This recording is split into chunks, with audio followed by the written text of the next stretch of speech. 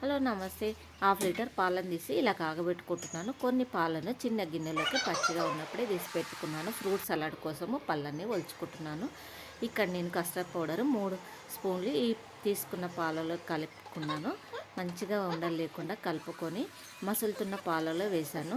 Half litre పాలకి పావు litre కొంచెం ఎక్కువయ్యేంత వరకు మసలు పెట్టుకోవాలి. అందులో 4 స్పూన్ల చక్కెర వేసి బాగా కాగిన తర్వాత ఇలా ఒక గిన్నెలోకి తీసుకొని చల్లార్చబెట్టుకొని ఫ్రిడ్జ్లో పెట్టి 4 గంటల తర్వాత తీసి ఈ పల్లీనీటిని కలుపుకున్నాను. ముందే దానిమ్మ పళ్ళను గ్రేప్స్ను కూడా ఫ్రిడ్జ్లో విడిగా పెట్టుకొని తీసిన తర్వాత ఇలా కలుపుకున్నాను. మళ్ళీ అరటిపండు మామిడి పండు మాత్రము తినే ముందే కలుపుకుంటే బాగుంటుంది. ఇలా చాలా టేస్ట్గా అయిందండి. ఇంకా ఇలా మొత్తం మిక్స్ చేసుకున్న తర్వాత అందరికీ ఇచ్చి నేను కూడా తిన్నాను. గార్నిష్ కోసము పైన దానిమ్మ వేశాను. చాలా టేస్ట్గా వచ్చిందండి. మా పిల్లలు కూడా ఇష్టంగా తిన్నారు. మీరు కూడా